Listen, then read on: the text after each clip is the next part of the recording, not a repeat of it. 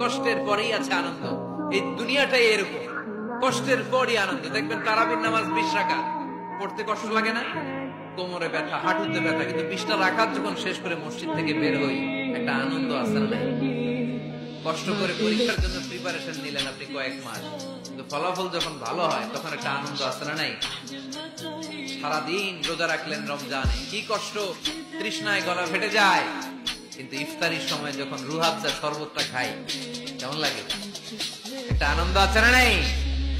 এজন্য আল্লাহ বললেন فإن مع العسر يسرا إن مع العسر يسرا।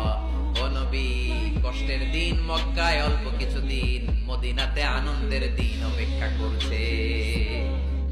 আমাদের জীবনে যদি দুঃখ কষ্ট আসে, আমরা ধৈর্য ধরবো, তাওয়াক্কুল করবো একজনের উপর, তিনি কে? কারণ আমরা বিশ্বাস করি কষ্টের দিন এটা চিরকালের জন্য